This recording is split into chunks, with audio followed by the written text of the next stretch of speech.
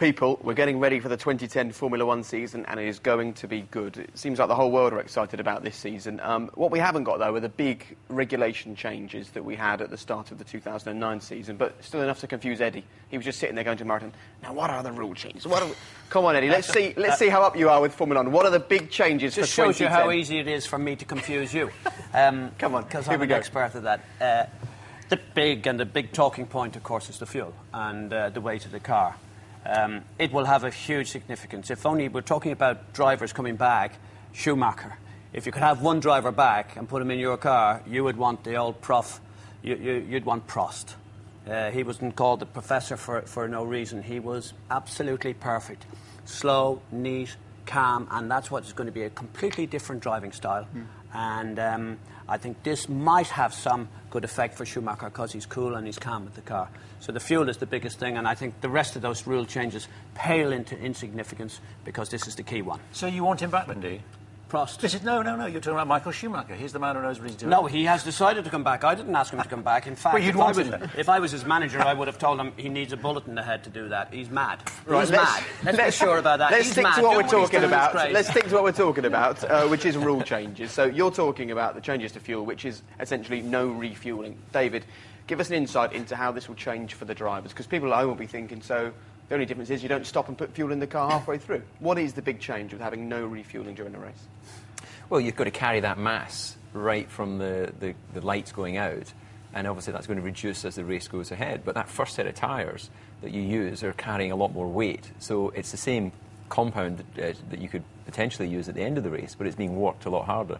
The energy that's going into them and the brakes, and the driver has to manage that. So what I'm curious to see is just how hard the drivers can actually push in those first 20 laps or on that first set of tyres. Obviously, as the fuel comes off, they'll naturally start going quicker anyway, and then they can start exploiting other areas of the car's performance. The car that qualifies will have no fuel, just enough fumes to get it back to the pits after its fast run. The car that starts the race will be 5 seconds per lap slower. Yeah. Because they'll add 25% weight to the car. It'll be much heavier, as David said. So they'll have to make sure the ride height's good so it doesn't hit the ground too much. We've got a new front tyre for 2010 that's 25 millimetres or 1 inch narrower, which they've got to manage as well. And what difference will that have? And that means they've got less front grip, basically. Last year they felt that the front tyre was too good and it was hurting. It was making the back end of the car step out and slide around too much. You've got other aspects of that. Brakes are a big issue at certain circuits. Bahrain, the first Grand Prix, would be one of them. Montreal would be another, for example, where there's really heavy braking. So they've got to manage the brakes with this new higher fuel load. 165 kilograms, 220, 230 litres. The first time we've had this situation since 1993, when refuelling was last banned. And that means the cars are longer to get the fuel in, so they're going to have to really manage the car through the Grand Prix, as we used to do in the 80s and early 90s. There are a few other little changes, like hubcaps and things are being banned, but they're quite small. In terms of the big stuff that people at home are going to really notice is the whole refuelling thing, and particularly in qualifying. Yep. Real, true qualifying. Who's on pole deserves to be there. Are you looking forward to commentating? Oh, yeah, absolutely. Yeah, it's what we've talked about already. In terms of, it's sprint finishes now. Q1, Q2 and Q3. And don't forget also the top 10 qualifiers have got to start the race on the tyres in which they set their grid time. But also it's the strategy which changes as well, because it's not a fuel-adjusted grid anymore. We now know who's fastest, but as Martin and David have said, how is the car going to perform with a huge load of fuel? I'm talking to all the drivers, Massa in particular. He was saying you've got to watch out for those first laps, how the car is going to perform, because it's about getting the setup right, the balance right, because it's going to change all the time throughout the race. And the other thing, of course, is pit stops.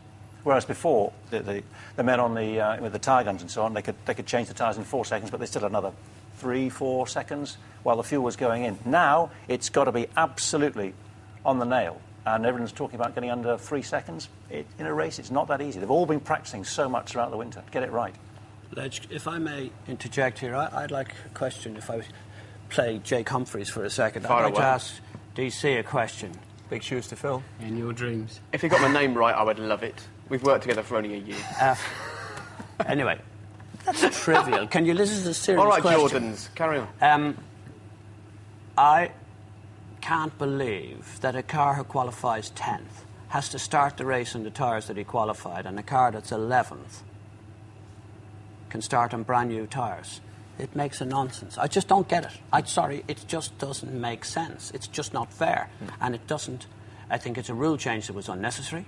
You either have racing all the way through or not. What's your view? Well, I agree with you. I think it's there to try and generate a difference between what will inevitably, after a few races, be a fairly static top 10. You might occasionally get, if people are getting balked in qualifying or they have problems, you might have the back few of the top 10 swapping places with those just outside. But I think largely, week in, week out, the top 6 cars tend to sort of swap positions and be quite solid in the top 10 qualifying. So I think it's there just to try and generate and mix and create a bit of racing. So you're right, in sporting terms, it's not fair. It's a bit like saying that, you know, and I don't know, I can't even think of an example, but giving a small team an advantage in some way to try and put them up there with the big teams who've earned the right to be at the front. What about the strategy, though? Because you always love doing things off the hoof, spontaneous. Let's do this, a quick call. That's going to change as well, isn't it? Because people aren't now going to know everything. You know, you can't plot absolutely absolutely not. Because if you come up against traffic, you can more comfortably make the call to bring the car in. Whereas if you brought the car in the past, well, you still had the fuel on board, you'd carry dead fuel up until your pit stop. So you'd penalise yourself. So I think it's going to turn completely over. It's going to, instead of it being proactive in terms of let's see how far we can get into a stint with this tank of fuel. You just went, as long as you went further than who was around you, you'd overtake them. Now, they're all going to be watching each other, and as soon as one comes in the pits, you're going to see a flood of cars coming in the pits to react to that. So I think it's going to be a less defined strategy than we've seen before. But if the tyres hang on, I think we might only see one pit stop per race. People will worry if you're qualifying on zero fuel, the fastest car will start at the front, therefore will there be any overtaking? How will it affect the racing? You're the man that calls it with Jonathan. What do you think? I wasn't listening to that question, sorry. Shall I answer for you? Yeah, go on, They shouldn't worry. No. They shouldn't worry. They should worry about other things more important, like, you know, have they paid their tax bill and... Fine. You know, have they... But isn't that why they introduced the You're feeling guilty or something? No, not at all. He doesn't pay tax. He has no tax bill to pay, does he? And also double diffusers, they remain for this year. They're banned from 2011. The teams have taken them to the limit.